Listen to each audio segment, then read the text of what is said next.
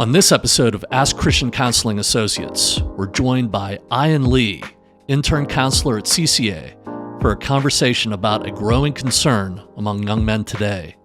Many people are struggling emotionally, yet men are often less likely to talk about emotional pain or seek help. As a result, many suffer in silence. Imagine a young man sitting in a room with a smartphone, access to social media, and hundreds of online connections. He can communicate with almost anyone in the world at any moment. Yet when life falls apart, he may have no one he feels comfortable calling. We live in a time when young men are more connected than ever, yet many feel increasingly alone. They're searching for answers about identity, relationships, and what it means to become a man. Some are looking to influencers. Some are looking to friends. Many are simply looking for someone who understands. The reality is that emotional struggles are common. Loneliness is common. Anxiety is common. What often isn't common is the willingness to speak honestly about those struggles, or the confidence to seek help. Today, we're joined by Ian Lee for a conversation about why so many men are hurting, why many remain silent, and where hope can be found for a generation searching for direction. Welcome, Ian. It's great to have you here. Thank you, sir. It's a pleasure to be here. Why don't we start? Just tell folks about yourself. Ian is part of our staff here at Christian Counseling Associates in our Central Pennsylvania division. He works in York and Lancaster, but I'll let you take it from there. Well, I've been here since August as an intern counselor, and got started counseling after my second quarter life crisis. Had one at 22 and my last one at 26. Tell me about that. What happened? Sure. Yeah. I had the overall crisis of I'm not where I want to be. Okay. And so at 22, I was like, not where I want to be. I'll just keep doing what I'm doing. At 26, I was like, man, I'm definitely nowhere close where I want to be. And so I had to have a hard humility talk with myself and kind of came to the conclusion that I have no transferable skills and I need to do something with myself to get to where I want to go. That's really interesting. I mean, anything specific, like where were you when that revelation, like what were you doing? Yeah. I'm not where I want to be. That's right. I was in my room. And I don't know, I've always said I'm in this constant state of self-evaluation. Sometimes I think it's happening while I don't even know it, Yeah. And probably like a lot of stress going on at the time just from having these thoughts. And man, I just broke down. I just broke. I curled up, not literally curled up in a ball, but Almost, at least. That's right. Yeah. Emotionally. Emotionally, for sure. Yeah. And I said, man, I need to stop worrying about what I want to do.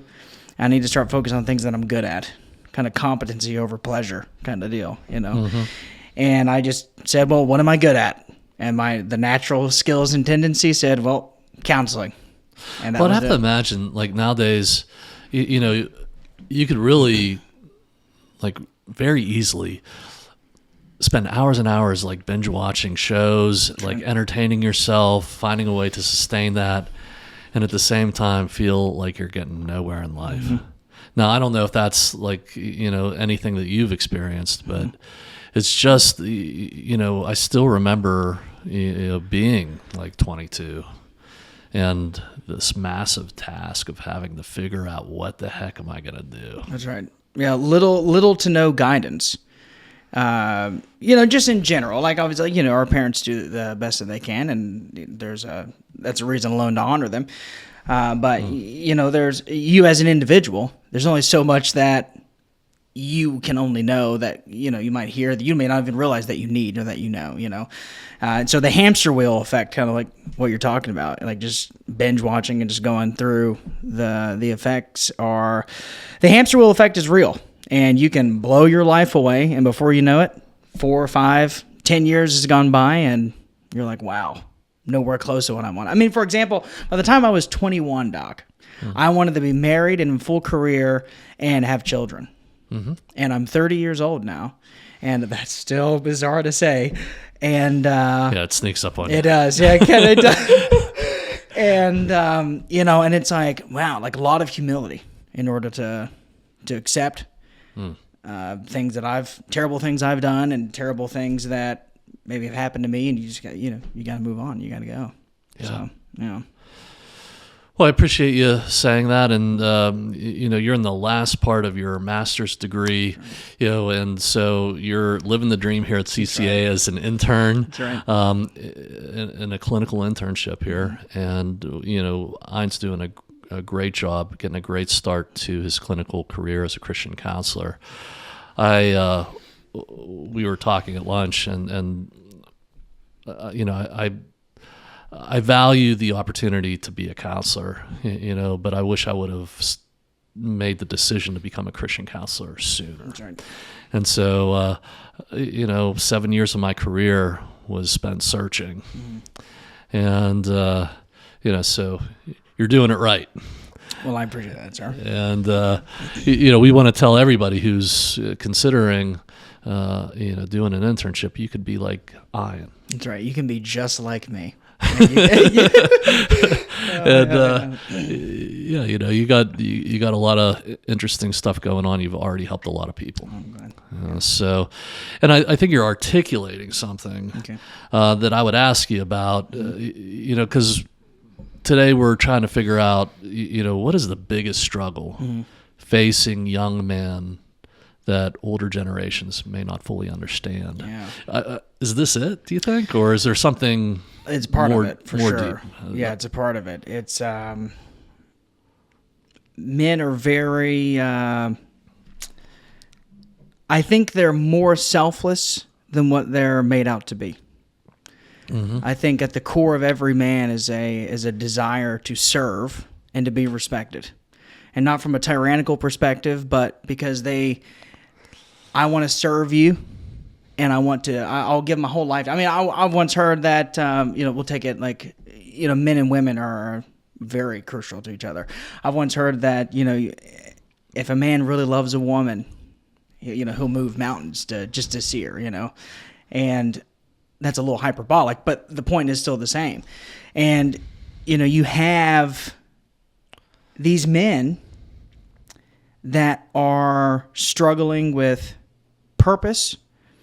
They're struggling to connect, I think, with women, and they're struggling in regards to older generations. There's a very hard disconnect between the two realities. I would say from millennials up to Gen X, there's a complete disconnect of the experience of the high schooler and the 20-year-old, man.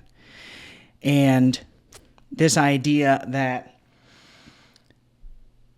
expressing emotion at all is bad is clearly not working. I don't know where this idea came from, but it needs to go away. Okay. Because it's just not. I mean, it's not helping. We've never seen more men be more lonely or more depressing or anxiety, and I would say probably, in my lifetime ever. Yeah. And there's a transfer that needs to happen from an external locus of control to an internal locus of control. Because men, like going back to the serving thing, men seek validation so much, they want to make sure that they're doing okay and everything that they're doing, that I think out of men and women, men are the first to just sacrifice their entire well-being to make sure that everyone around them is okay. And clearly, that's causing problems for them and society in general, I think. Yeah. Yeah. Yeah. Well, that's interesting. And I would, like when I think about what the biggest struggle might be, and if I could summarize what you've pointed at, Ian, is, that men have to establish this identity. Yeah. Yep. And then they're given solutions on how to do That's that. Right. So would it be safe to say that like telling men to just talk about their feelings is not going to get them there. That's right. Yeah, because men like to do stuff. They like to act, and I think that like counseling, this is applicable to us because we're counselors. Counseling is a very, this isn't like an insult. It's very feminine in nature, the idea of just kind of discussing and just sitting down, and I think that's why like a lot of men don't show up to counseling for a lot of times, is because it is a very passive kind of, well, let's explore this, let's talk about this, instead of getting straight to, okay, give me an answer, I need to, this is the solution, right?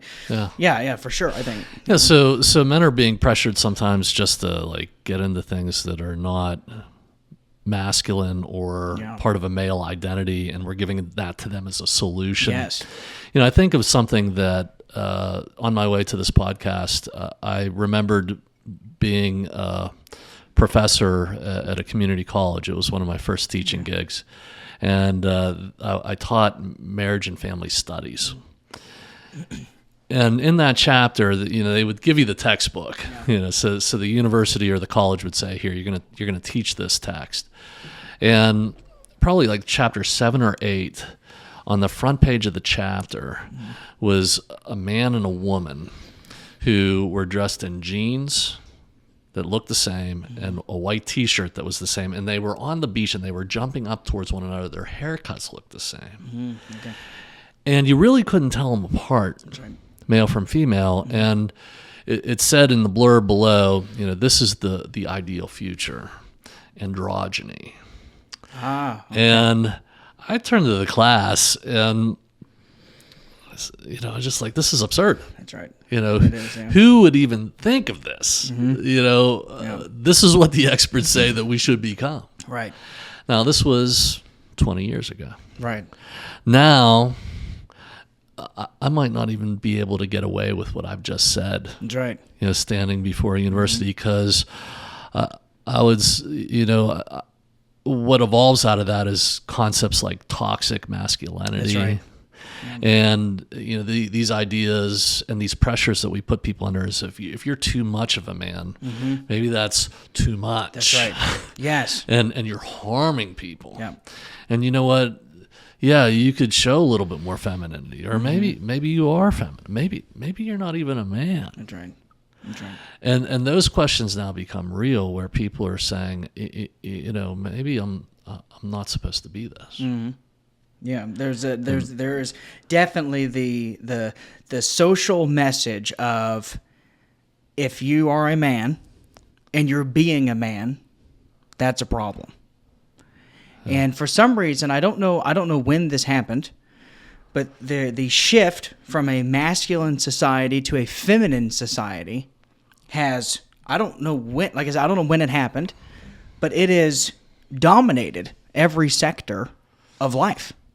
I mean, it exactly like what you're saying. There's, with the androgynous, example, obviously it's not feminine or masculine, but I can't help but think that it's a direct attack on masculinity, because we embrace femininity in every aspect. And I mean, clearly that's not going well, because we can see whenever men are pushed to a certain limit of, well, you would rather have a woman take this job over me simply because they're a female, because you think that I'm going to cause problems because I'm a man. I mean, is it really any wonder why so many men are saying, well, if you don't want me, fine, then I'll give you what you want? And now we have lots of societal problems and young men suffering on the inside, because you have the old mentality of feelings are bad, so I can't confide in my other men. And if I confide, let's say they have a romantic interest, right? Even women, obviously not all of them, but there's this sort of they buy into this idea that, well, if you express these emotions, I view you as weak. And so now they lose attraction and respect for them. So they're left to their own devices. And it's like, well, what are they supposed to do? Well, some people choose more destructive behaviors, maybe raging out and just losing their mind. But again, you can even view that from an empathetic perspective of saying, well, what else are they supposed to do? Basically, what it boils down to is they're hated by society, and they have to have some sort of outlet to go. But it doesn't have to end. It doesn't have to be. They don't have to stay there. And that's that external locus of control that they can change, Well, I think of this, the choices that we have now, and there's so many. And like from a marketing standpoint, they always talk about, when people have too many choices, they always sort of choose the one in the middle, and it seems like it's the safest choice, But in the book of Genesis, we see God expressing this truth to us that He made us male and female, and it's an idea now that is debated, but it made us clearly understand that first Adam, he was in the Garden of Eden, everything was perfect, but still That's right. he felt that something was missing. That's right.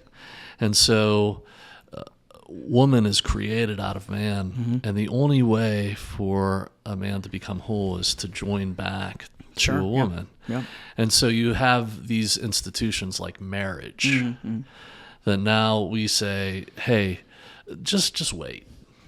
Just wait, and what's really important, is that you gain power, through wealth, through status, and I think even the church sometimes it just will turn a blind eye, to like, what are we doing here? It's very uncomfortable to talk about, but like the median age of marriage and then having families is going up and up.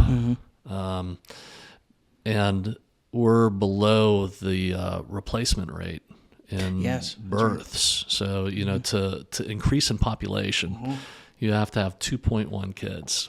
Okay. Per family. Wow. In Westmoreland County, where we are right now, it's fallen to about 1.7. Okay. And I was just at a state of the county address by our political leaders who were saying, like, this is a problem. Sure. Yeah. But going back to that picture of androgyny, like what we're telling both men and women is, there's really nothing special about you two. That's right. Unique and a role that you have to play. You just need to be the same. Like, go out and be powerful, make lots of money. That's right. And so to me, it's turned into something that first, male, female, doesn't matter. Sure. They're interchangeable. We can put them in there. Okay. And the goal is meaningless. Like we need to pay our bills. We need to make money and gain influence. But what's it really all about? We know plenty of people out there, they've gotten that, and they're like, there's nothing that's speaking to me out of this. Right. Yeah, the goal is just to exist. That's your goal. Be birthed, contribute the most of your biological existence, and die. And what a terrible... That's pretty hopeless. That's right. That's right. And so, like, what are the pressures that young men will experience? If any of this is resonating, that we're noticing, I think it's complex. I mean, there's a whole bunch of things. There is, yeah. Anything else that you could think of what the generation coming up is experiencing that makes it challenging and would explain like why men are hurting. Well, in general, I think there's just no support. I mean, there's no, they don't have any support. We can talk about marriage. I've seen many stats. I don't remember the exact numbers, but basically, men are all for marriage.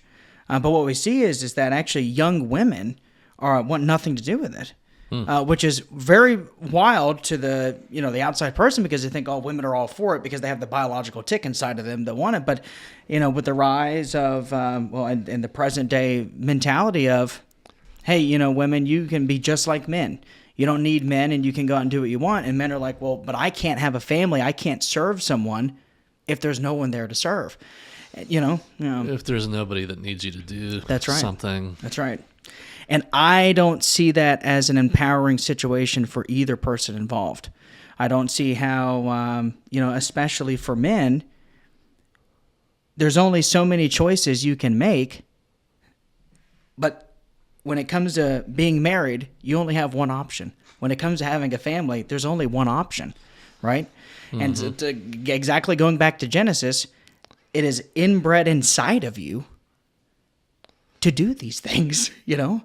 I think that, Well, I think too of, I just learned this a long time ago, like you run out of time. And so the pressure to wait before you get all this stuff accomplished is like a bad deal. But I think it is implied, like everybody's under pressure to do a whole bunch of things, or you're being irresponsible. And I think many families, or again, even the church, will just make it less of a priority to say like, hey, you need to take on the responsibility that is within a defined role for you.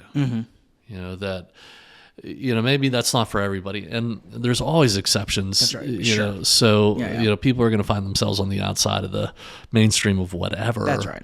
But to not emphasize these things, and then the pressure people to do other things, like just career. And I think we were joking around the other day to say, like, if you get sent to a secular university nowadays, who knows what you're going to come out of there. But most likely you're going to be saying, like, I want to be an astronaut, which is great. Wow. Which a very small percentage of people will do until Elon Musk finds a way to send us all to the moon. That's right. But until that day, you have like a 1 in 1 million chance. And then here comes the other pressure. Be a professional sports star. Well, that's also like hitting the lottery twice in a row. That's right. For the rest of us, there's these conventional things that we mostly all can do and make a big, huge impact and have a sense of fulfillment. Yes. So like this gives me something to do. I'm needed. Right. And for men, that's important. We want to feel needed, which kind of goes into the idea of, it's sad, but it's very profound. This I once heard this, and I haven't forgotten it ever since. It said that there's 3 groups of creation that is loved unconditionally, and that's pets, babies, and women. They're loved unconditionally merely just for existing, and yet when it comes to men, we're loved based on what we can provide. And there's 100% that sense of, well, if I want to satisfy my sense for, or my need for love and belonging, then I need to do more. Who I am isn't good enough. And it's such a depressing mentality that, on a societal sense, because this is a societal mentality, that we think that because, for whatever reason, I haven't figured this out yet, but for whatever reason why masculinity is bad, that, well, this is okay. Like, this is okay that we deem your value based solely on what you can provide. Not that that's not valuable in a sense, but to base an entire group of people's identity purely on the product that they can produce, you're merely reducing them down from image of God to just a machine. Yeah. Which is, I mean, just talking about it right now, like it stirs up just sadness and compassion. Like, it's a, Well, as we try to pull this apart, because again, the title of this podcast, what we're trying to get at is that there is a definable, like, why men are struggling emotionally. I just want to, for our listeners, lift up that we also have to deal with, like a famous novel once told us, this is the best of times and it's the worst of times. Sure. Yeah. So, we're focusing on one end of this. That's right. But at times it's great to be who you are, and everything is wonderful, and we live in the best country of the world. That's right. But still, like, this is what the research is going to tell us. So, that one of the things I'm going to get at is what the and I wonder what you think of this. Yeah. Like, how are we going to define what's going on that leads us to say that men are struggling more than women in this culture? And this is what the general research has become. One is that there was a 2023 report by the U.S. Surgeon General says that there is an epidemic of loneliness and isolation, which seems very strange to me. Okay. But there's this like huge government report that's that's an advisory from the U.S. Surgeon General on the healing effects of social connection and community. So there's this concern that men are isolated. Right. And here's the question: is loneliness really about being alone, or is it often about feeling unseen? Yeah, the latter. About feeling unseen and feeling unwanted. They say that being alone and being lonely, they're different. I can be alone but not feel lonely. But it's 100%. It doesn't surprise me that there's and I've heard about. I think I've heard of maybe that study, maybe a year or two ago, but that there is a loneliness epidemic. Yeah, and it's real and it's observable. Some studies you read, you're like, oh, you can't observe it. Yeah, so this is what this report was saying, that research suggests that many men have fewer close friendships than previous generations and are less likely to discuss the struggles that they have with others, like being, having this sense of isolation. Yeah. Men often report having no one they can call when facing a personal crisis. And as a result, these types of burdens might otherwise be shared. They now become private struggles. Yeah.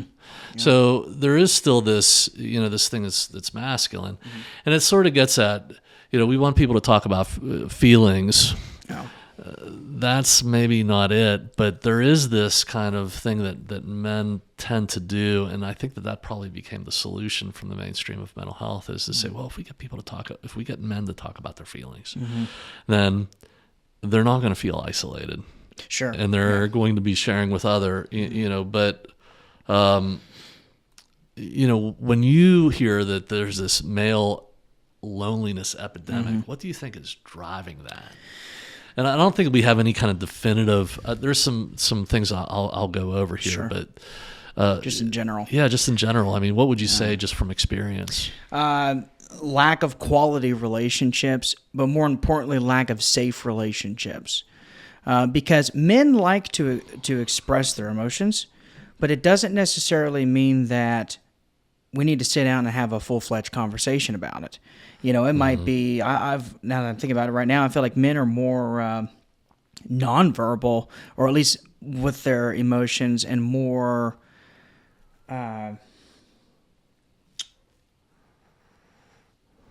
short with how they describe them. And so there's a lot maybe to read in between.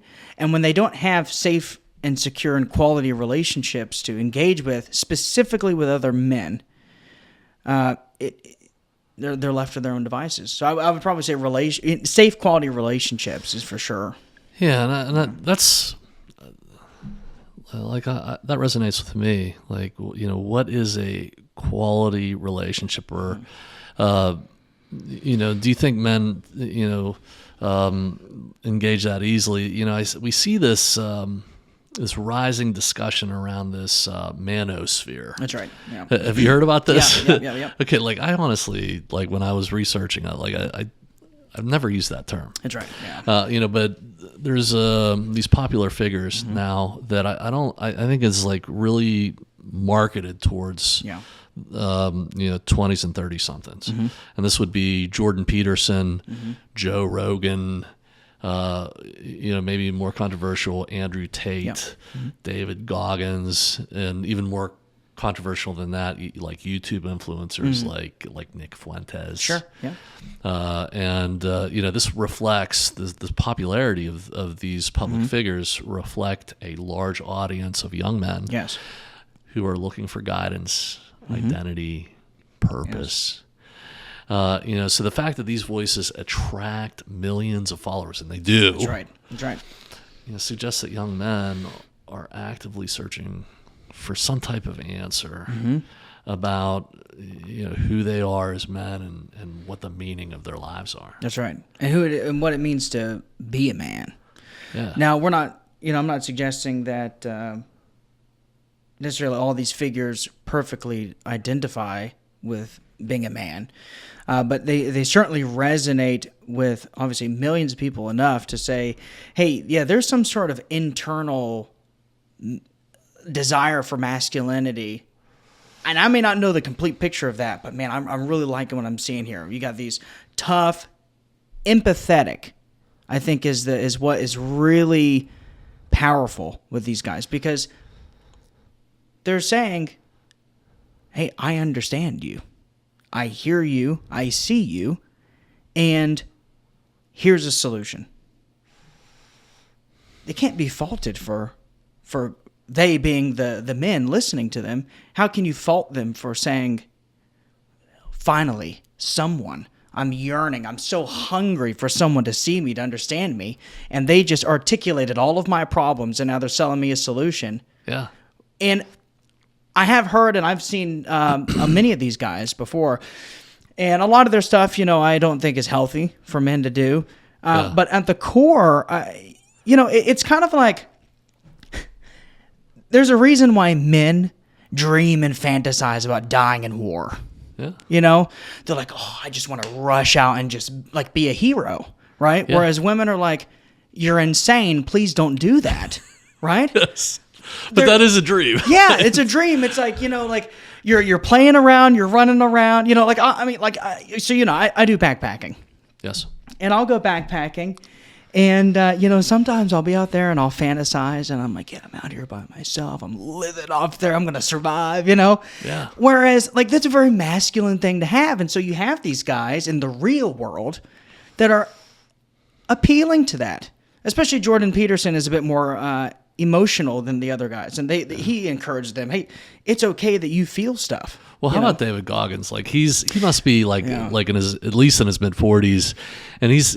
Mm-hmm. This is the message that I get. Some of these guys I haven't listened to, but both Joe Rogan and Goggins, they're like in really good shape. Yeah. And Goggins would be like, hey, I used to be flabby, but now I get out here and I run 15 miles a day. Right. And when I feel pain, I say, what you need to do is you need to get in the gym and break that down to a powder. Yeah. And build it back up again repeatedly. That's right. That's right. and I hear that. I'm like, wow, man, that's right. Right, yeah. It amps you up. There's that sense of like, oh, I want to be like the Terminator, like. Yeah, and I love David Goggins. Right, I just have to say, right, that message appeals to me. That's right.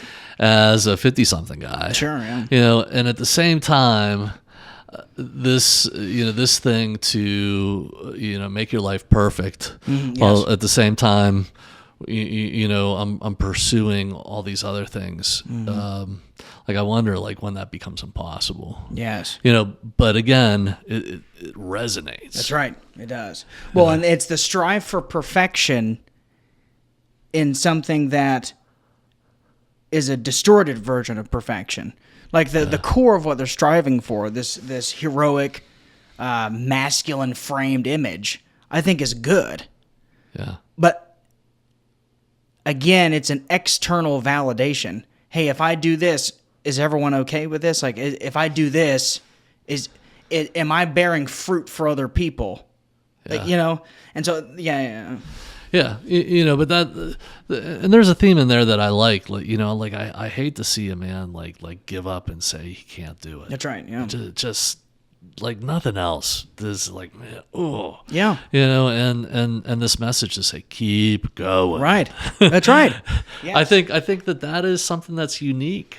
It is about men. Right. Like if they know that it's needed, if we know that. There's something deep down inside that you got to grab a hold of in your spirit. That's right.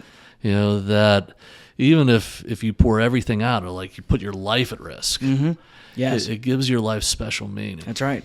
Yeah, that you're willing to be that shield for anyone, right? Like even other men. Like men, I love standing up for men, like for other men. Which is why I love this topic so much. I love, there's this sense of, obviously the motivations can be different. You can have this perspective from a point of pride, or you can have this perspective of, no, I'm like serving. Oh, I just want to serve, But the idea of being a shield and being, the 300 Spartans, is like super enticing, super attractive. Yeah, this reminds me of this story, and I'm going to be careful telling this because I don't want to make it too big. Sure. But I remember when I was a student, and you talk about like standing up for people. Like if I see that in a movie, a guy who's willing to like risk and fight for somebody else who I'm like, that's pretty cool. Well, right. so I was at our college. We're here at the University of Pittsburgh on the Greensburg campus, and there was this road called Finoli Drive. Okay. It'd always get backed up with traffic. So you'd be sitting there getting out of class, and you'd just be waiting. Okay. And I'm listening to the radio in my car, do. And 10 cars up was Chuck. And I knew Chuck because he had this red van. Okay. And these two guys, they were like teaching assistants, but they're like, two like big guys like on campus, like they like got Chuck out of the van. Wow. And they were like they pulled him facing off. Yeah, okay. And I was like, what the heck is going on? And I was just like looking at that, being like, man, what should I do? Yeah. And I remember like 3 cars up, because they were like, by the time like all this starts to happen, they're like wrestling. Okay. But it's like one guy against 2. That's right. And Chuck was smaller than both of them. I honestly don't know what would have happened. Like I was like frozen. Sure. Be like, what? Like I'm on Finoli Drive. That's right. Right. Yeah. Stuck in traffic. Yep.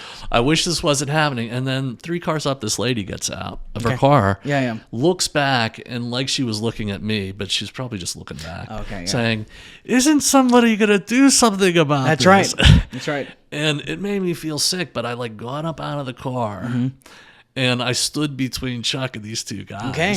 And I said, and all I remember saying, like, hey man, don't do this. Right. And like we faced off, and they went away. Okay. But that was like, I would love to see that. A fantastic moment. And to this day, like I don't know what happens to Chuck, like, but I used to see Chuck around, and he'd always be like, "Hey, Rich." Yeah. Remember when you were my wall? And I wasn't that good of friends with Chuck, but like after that, man, like it was this. I like Chuck a lot. Yeah. And, those kind of moments are, like you always hope that you could do stuff like that. Yeah, there's respect. And I really there, didn't do anything, but sure. Yeah. It took all that I could do. Right. to Yeah. do that. Yeah. Well, but that's how easy it is, right? Just that one little initiative to communicate to another guy, "Hey, I see you're in trouble, and I want to help you." Yeah. That's all it took, and he's like, "I'll die for you," Yeah. Not literally. I mean, he didn't say that, but he's. Yeah, who knows what would have happened, but it would have been like ultimate humiliation for me. And I liked what that lady did. Like she shamed me into getting up out of my car. And it turned out to be a good moment. But like I would say, like David Goggins, there's a truth in what he's saying. Yeah. Yeah. If you don't have that, like that you can get up when you need to, like that. Sure. It's not good. Well, and that kind of. So we have this ideal picture that we're talking about that we I think that most men have inside of them. And then when we compare it and contrast it to what we were saying earlier, there's this disrespect, not disrespect, but this sort of pushing away of, well, when you act like this, I don't really want it. I don't want you to do that. This is bad when you do that. And so you have this internal conflict between these young men that are like, well, I want to do that, but if I don't, someone's going to sue me. If I help this woman, is she going to sue me for sexual harassment, right? Because that happens way more often than people think that it does. And there's this internal conflict of like, well, I want to be the man that I desire to be, and that I want to be for people. And if I do this, I'm most likely going to get shamed if I do it. In your case, you were shamed that you didn't do it. Yeah, it was It's one the of those double things whammy, that it just went right because I could very easily, especially if it would have turned into a brawl, Yeah, sure. we would have been reprimanded if not expelled in those days. Sure. So, Yeah. So it is complex that, what need is the manosphere, reaching that maybe churches and families, and definitely, I mean, I think of all like the groups that oppose like a traditional male role, and let me be clear, I am, from a faith standpoint, I think these traditional institutions need to be preserved.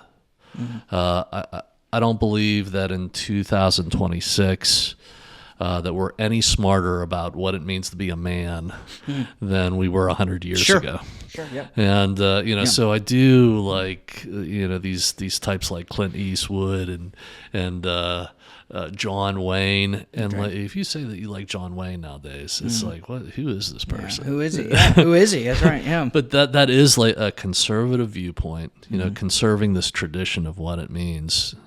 So I think it goes without saying that like you're in a lot of places like universities or even in a lot of counseling offices, and they're not going to agree with that, but you would expect that, families honor traditions and churches do too. So like, what are they missing about this?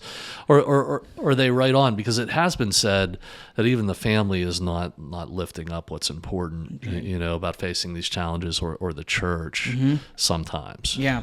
Well, I think in regards to the church, there's a staggering amount of men that are leaving the church, young men, because they're not supported by the church, and oftentimes they're shamed for not doing what the church deems important. We talked about marriage earlier. I can't tell you how many clips on YouTube from big churches that I've seen where they're shaming men and telling them, well, you need to be married, you need to man up and be married. And I'm certainly not against marriage, but shaming someone into doing something isn't an effective way to do that. And when you convey that message for so long, basically, you're not man enough to be yourself, and your female counterparts can do no wrong. Well, I came to you for help, and now all you're just doing what the world's doing to me. I'm out of here. And so I think there's no, ironically enough, there's a lack of empathy from the church towards men, and there's a lack of understanding their need for power, just achievement, like just in their like, hey, like, yeah, it's okay that you want to go out and achieve and do great things. Like, it doesn't make you bad for doing that. Yeah. I think of the other guy I like. He's still around. Who's the P90X guy? You remember him? Oh, Tony Horton. Tony Horton. Yeah. He used to have this thing. He says, I love to run. I love to jump. I love to climb ropes. I just love that stuff. Yeah. I mean, like, think about that. I'd be like, that's pretty cool. Like, this guy has this career where he's just like working out all the time. That's right. And same kind of thing that these other characters have, that are resonating. And I remember, I love my church, and I love the church in general. I just look at these things as things that we need to get right. Yes. There's always a tendency that we want people to talk. Sure, yeah. And to share in that way, and like, get deep theological insights. Sure. All those things are important, and men must be trained to do that. And, I'll get to that here, hopefully. And at the same time, like our worship center has these chairs that you can take down. Okay. But it takes like an hour to take them down after church, because there's like 400 chairs in there. Oh, okay. Stack them and you put them away. I see. Yeah. And when you put them away in our church, it's a modern building. Then there's the space that is a general area you can play in there. Yeah. And then in the closet where you put the chairs away, there's basketball hoops. Okay. So I remember when I was a young guy, and I've been at this church for since 2006, that there would be like full court basketball games. Yeah. And you'd have all ages of men. That's right. Like running up and down. And that hasn't happened for like 10 years. It stopped. And now like we meet the students up there on Sunday night, and They won't break down the chairs. Okay. Yeah. And there's no place for these for anybody to play. Sure. And I think everybody loves to play in there. You know, right. but I would tell you, if I hand this boy a ball, Yeah.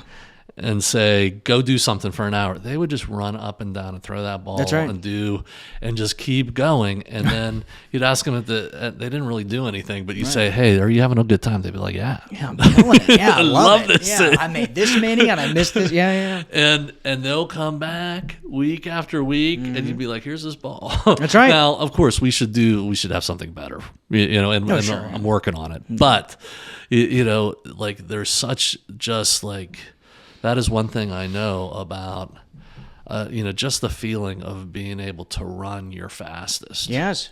And play and compete. Mm-hmm. There's something about that. Yes. That if you don't give that to a boy, they're sort of lost. That's right.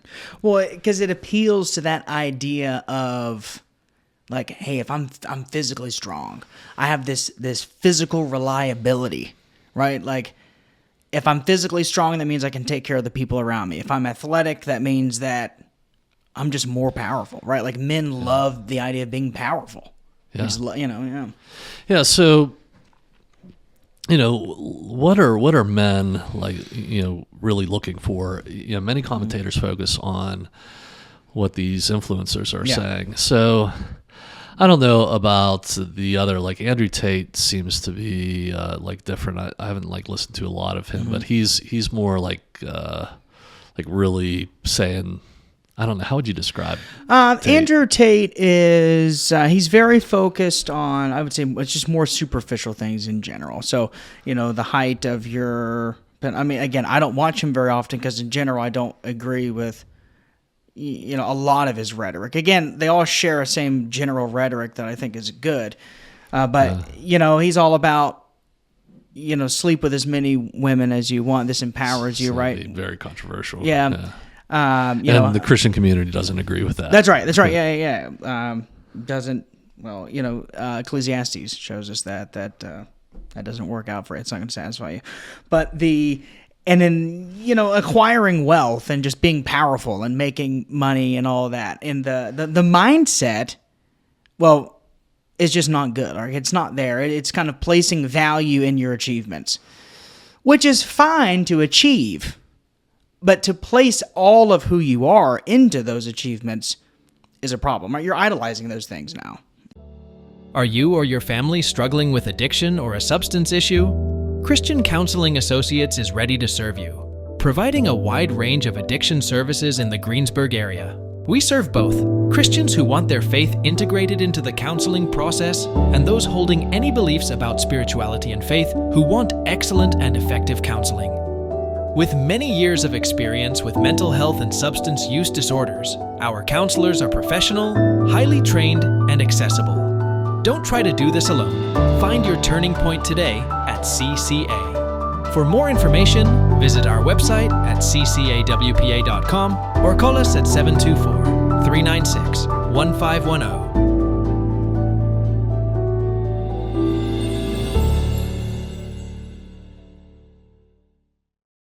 And then, Fuentes, I haven't really ever saw more than 5 minutes of him. Yeah. But I hear that there's definite problems. And I remember he was a guest on Tucker Carlson, who's now like also routinely in trouble for saying stuff. But he's very controversial and blasts people all over the spectrum. Has been accused of being anti-Semitic and things that would be antithetical to the church and Christianity. However, male Christians are flocking to that message. So here's the commonality, and I think that many young men are searching for a clear sense of purpose. That's that's what we're talking about. Yep. Guidance about like where it's all going to go from here. Like, what am I going to do with my life? Yep. And they don't want something that is androgynous, one size fits all. Sure. Yep. I want to know that it's for a man. That's right. Yes. That it's masculine in nature. Yeah. Yeah. They want direction in relationships. Yep. meaning beyond entertainment and consumption, which a lot of men have been enticed to spend hours and hours and hours searching for the grand solution in entertainment. Yes. And then permission to share their struggle, not just to talk about their feelings. That's right. But to talk, to share that in a real way that's meaningful. Yeah. And I think even, sometimes in like what's not there anymore, that naturally happened was that you would play football, not organized football, but I think it works in organized football. But anybody could play, in the backyard, Yes, and yes. you would do that to the point where, you would rub somebody's face in the ground. Oh, sure, yeah. As a way of trying to get at something of a struggle, like who are we going to be to each other? That's right. Yeah. And that kind of avenue is completely cut off. Is that most people outside of organized sports don't have those kind of opportunities. Yeah. Like it was just common that, if you had a problem with somebody, you could get to a deeper way and you didn't have to talk about it as much as you had to do something about Yeah. it. And it didn't mean that you had to kill them. Sure. Sure. Yeah. Which is also like everybody has access to getting super violent. Yeah. Oh, for sure. Yeah. Instead of having some kind of in the long run, you didn't really harm each other. That's right.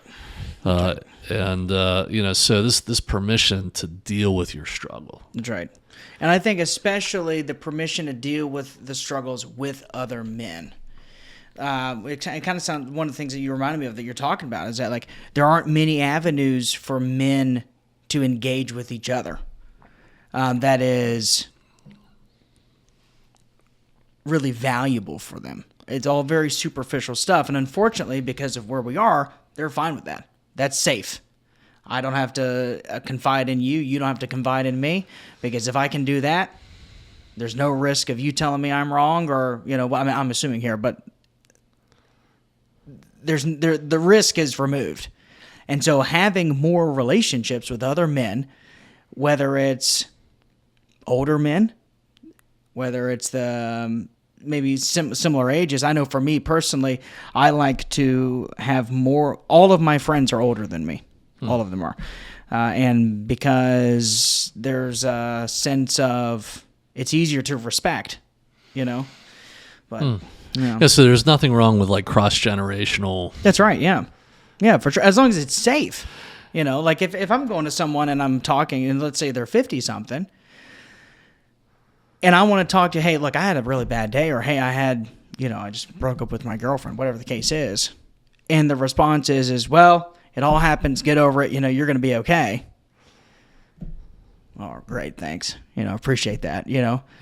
There needs to be some sort of something. Yeah. Yeah. Well, so maybe if I was to just think about this, and I feel like I talk about this a lot on the podcast here, but you see people, especially young men, consuming all of these things, and and getting back to this list, clear sense of purpose, Right. guidance about being a man, direction in relationships, how do you make your marriage work, or how do you even get into all of that? Yeah. It is a mystery. Yeah. And people don't, it's just sort of like you throw it to them. Sure. So meaning beyond entertainment, permission to really deal with a struggle past these canned solutions. Just, why don't you just tell me how you feel? Yeah. Right. And historically, I think, many of these needs were met genuinely through fathers, Yes. churches, mentors, like you're talking about, Yeah. you could be cross-generational, That's right. coaches, Yeah. and organizations, and in local community, like the backyard forever sports, Sure, football, whatever you were playing. Yeah. I remember, we would, as a group of kids in my neighborhood, we'd play kickball all day. Yeah.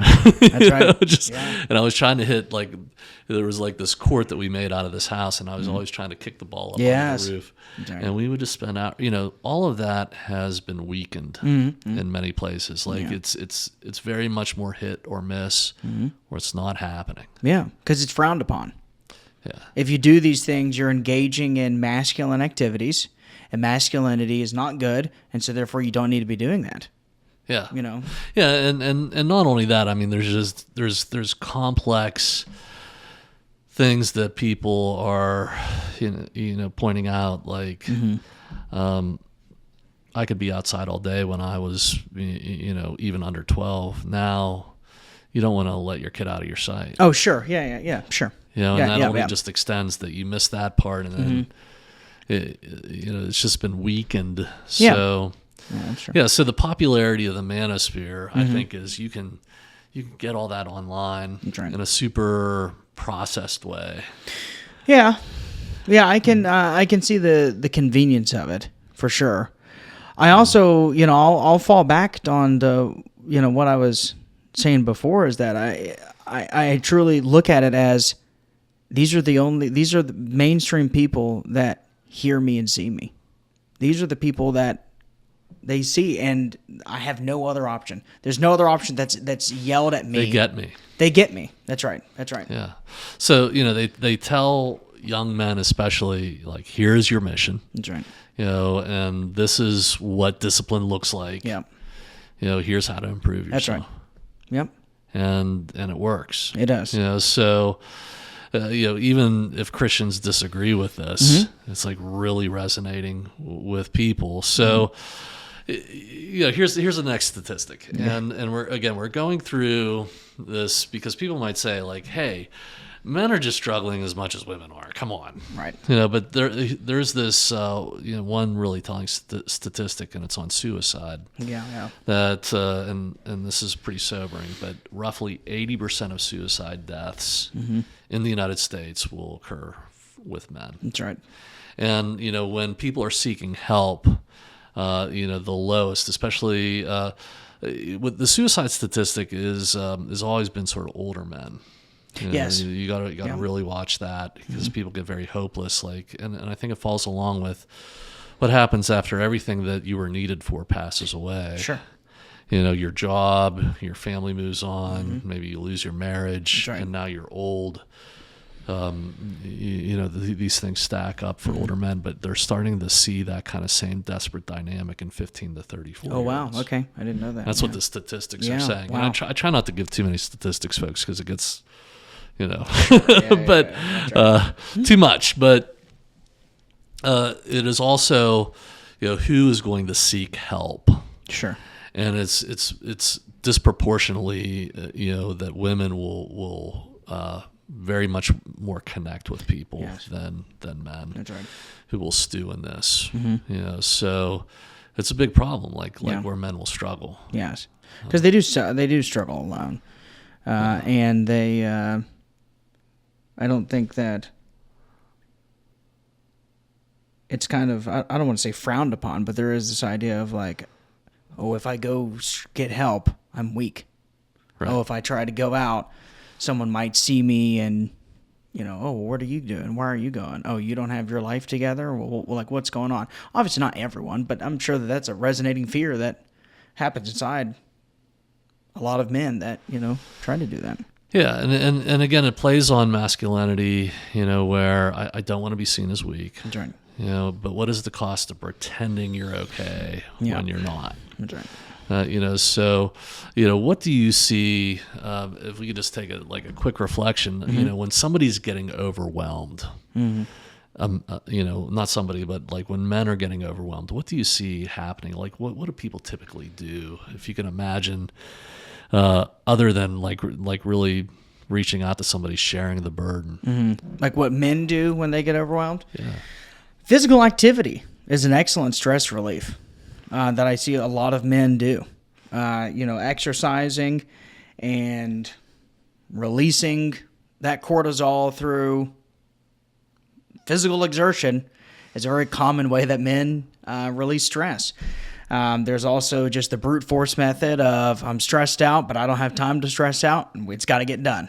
You just sort of white knuckle it. That's right. Yeah. Which in the short run, it is very effective, right? You're pushing through, you're doing it. The problem is that, and I don't know, this might be subjective among men, but the motivation behind it, the problem is it never gets resolved.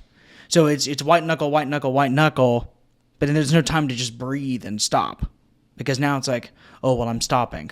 Oh, now I'm lazy. Now I'm, it's this endless cycle of destruction, really. Yeah.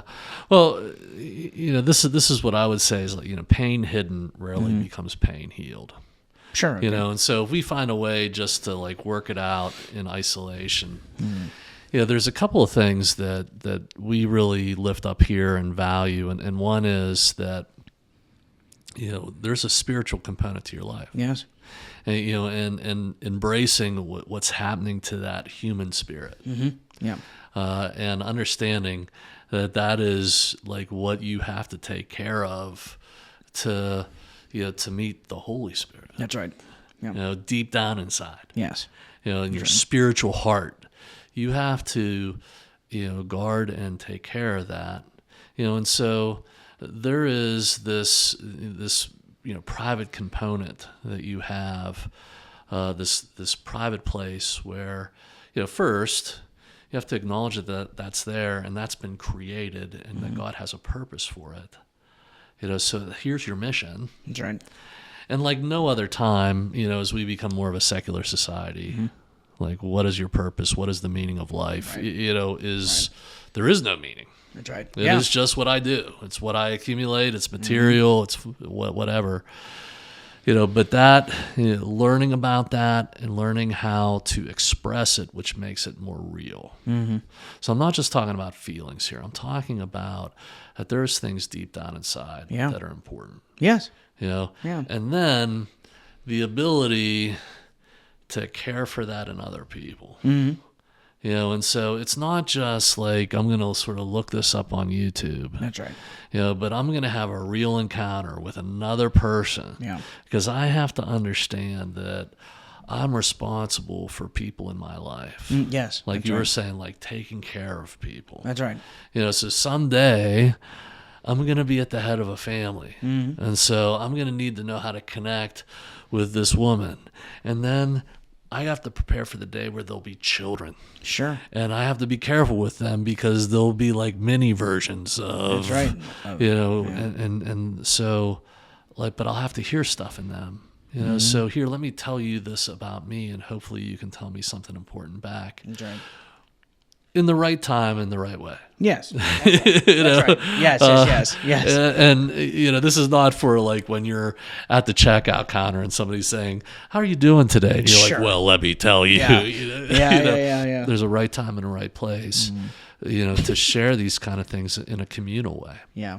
And so there's things that you're developing, in that way. But when that happens, that you're connected. You're no longer alone, like we were talking about before, or when you're overwhelmed, you're doing all these other things that you can do, and there's this human component. That's right. That also comes along. Yeah. That this is my place in all of that. Yeah. So that's what we call it. That's your privacy disposition and your communal disposition. Sure. Yeah. And what happens out of that? And it's sort of, the people who study this, they're the spiritual formation experts in the church. They say that there's this ebb and flow of what comes along with that, which is a social presence. Yeah. Where you start to understand the bigger problems in this world. Okay. Yeah. That are very, very important. Now, if you're at home listening to YouTube or playing video game after video game, you're completely shut off from that. That's right.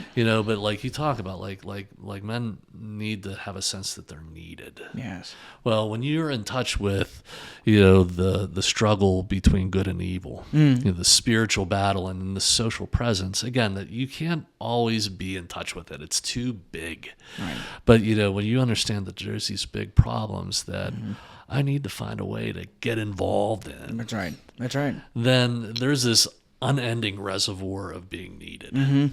And feeling safe to do it, right? Like I think that it should be a thought out process. Like, hey, like who am I gonna be with? Like, I would say in general, what we're talking about is the being image bearers of Jesus, and because He is the triune God, there is this community aspect between Father, Spirit, and Son. And so that resonates within us where, we want to engage in community. We want to be around with other people just as God is around himself. And because of how delicate and really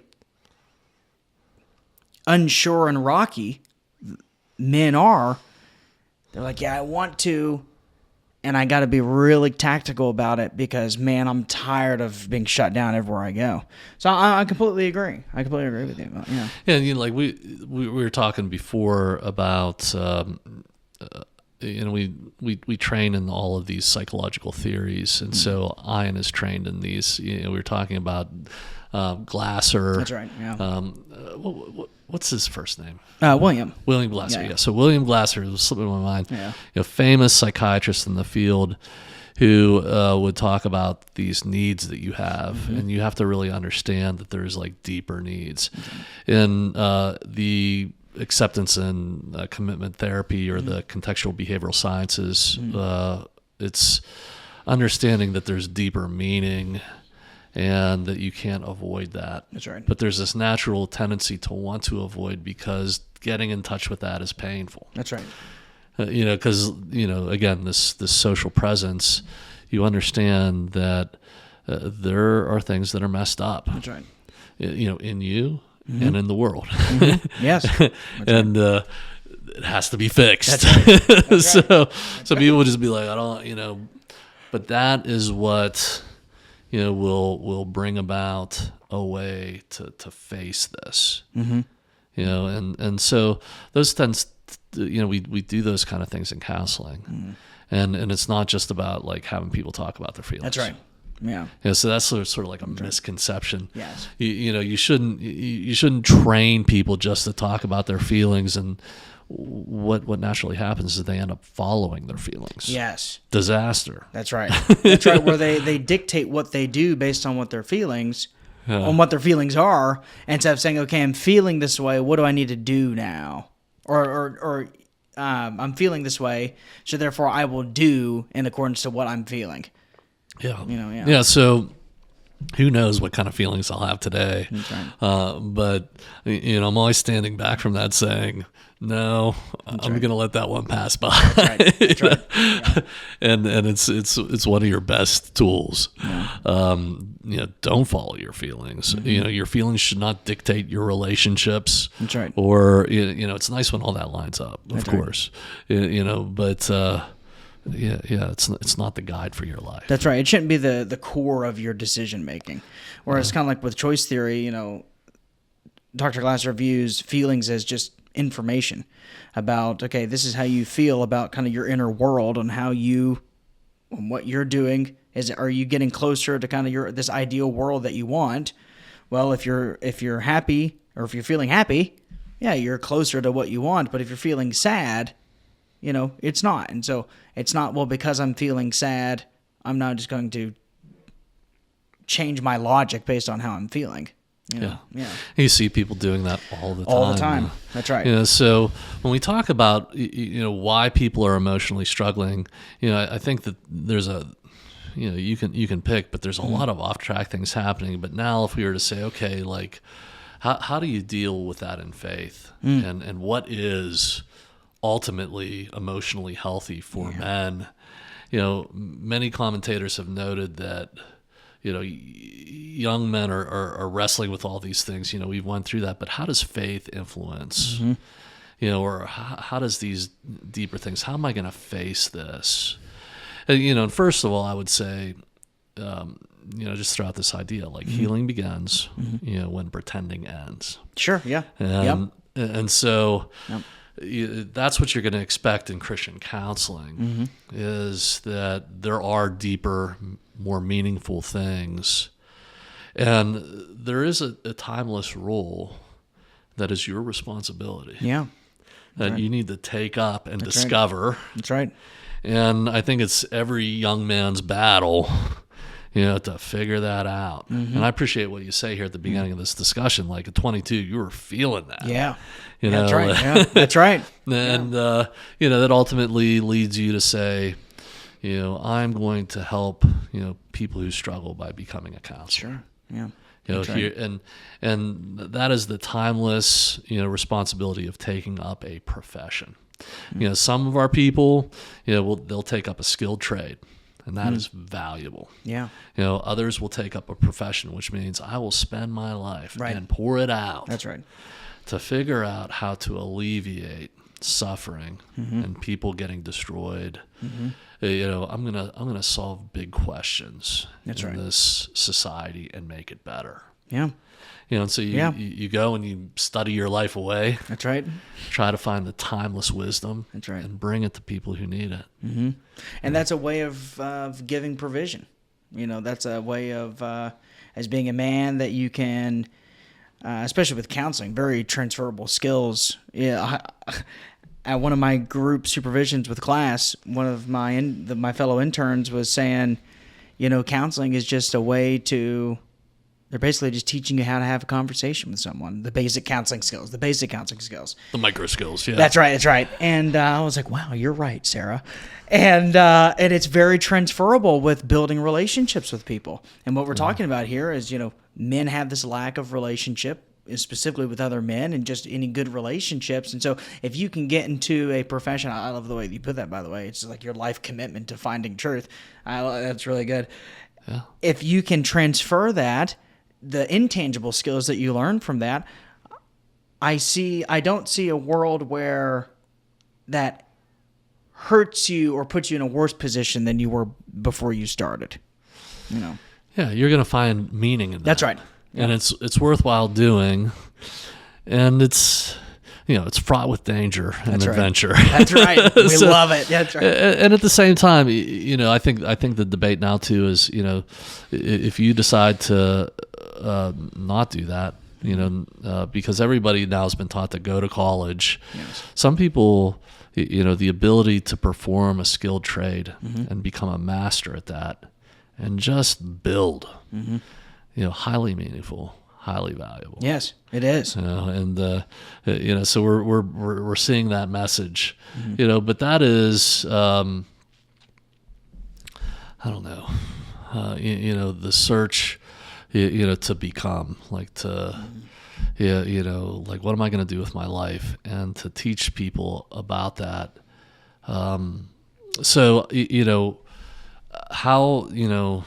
How we do that with young men, I think, is very important, and that'll happen in counseling. But I think that institutions like the family have to be prepared for that. Mother, father, grandfather, grandmother. The church needs to be prepared for that. That's right. And to just really meet that in a genuine way. I wish there was something more fancy I could say about it, but it's not. Well, and to see that there is a difference. Like, men's needs are different from what women need. Like, they're not the same, and the way that they're met are very different.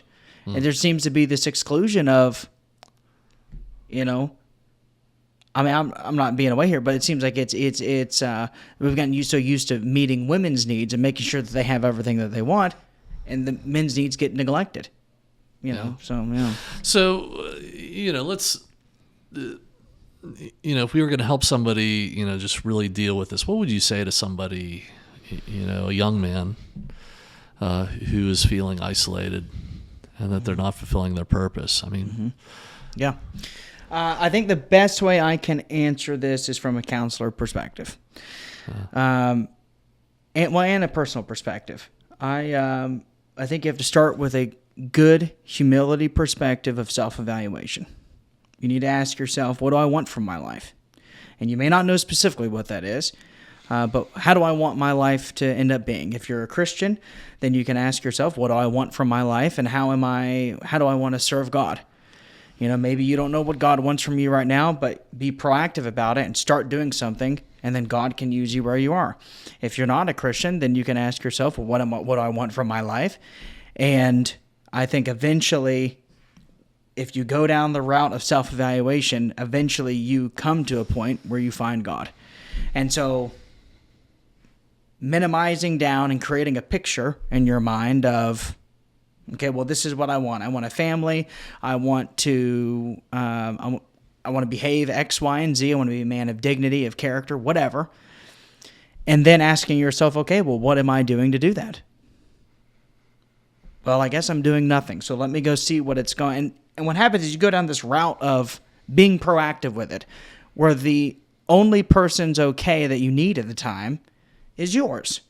That you can, it's okay that you consider yourself for the things that you need. And I would say as a groundwork, that's for sure. I think that's potentially the only way to start, to be honest. Yeah, I mean, that might be extreme, but, Well, to me, it's full of responsibility. Like, I have this responsibility to figure it out. It's not going to be done for me or sort of drop out of the sky. That's like, right. I have to go out and find it. That's right.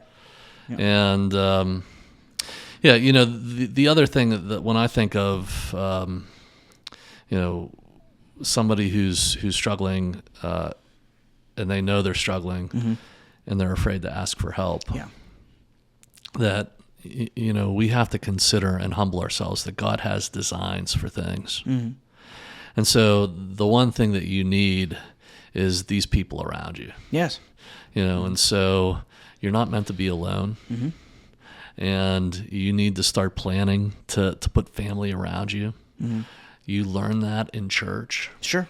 Yeah. And you need to go out and find that. Yeah.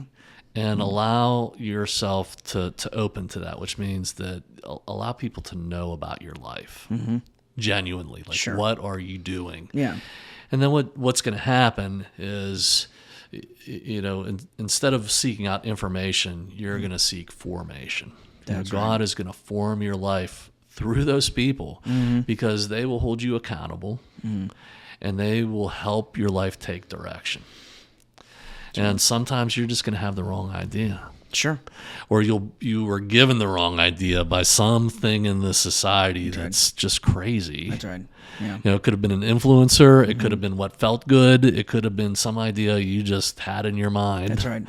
But now, you're going to share that burden. And the Bible talks about that. Yeah. To share our burdens, and that Jesus cares about that. He'll care for you. That's right. He'll show you the right way. And he'll do that through your church family. A lot of people are very pride men. That's right. I'm not going to share this. I'm going to do it on my own. Yeah. I don't need the church. That's right.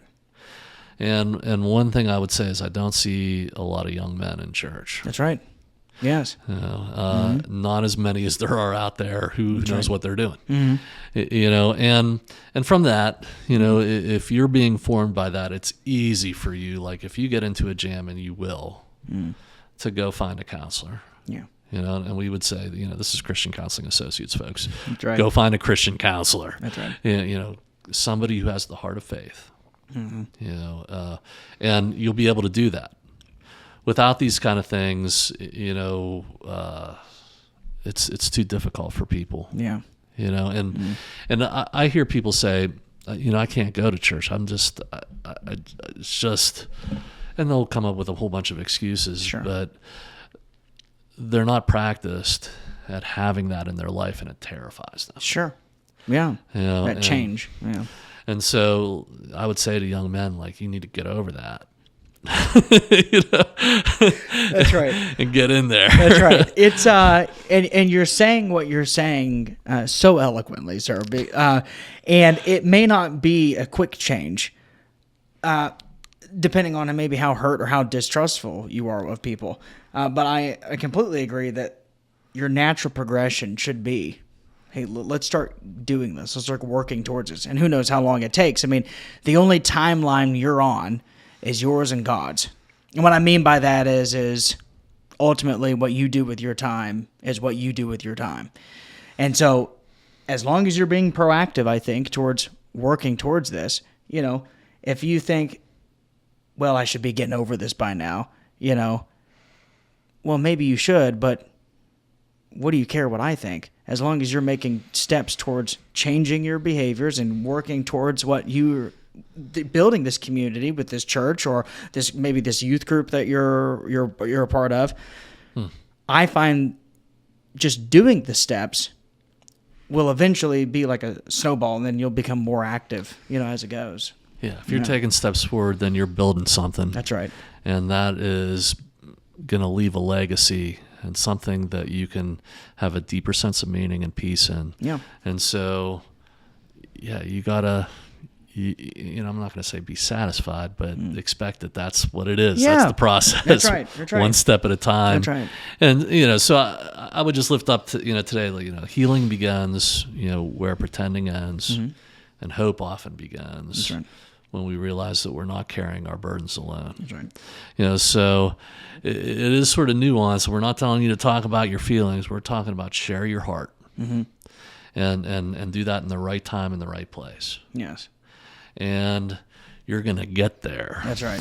That's right. You know? Yes. Yeah.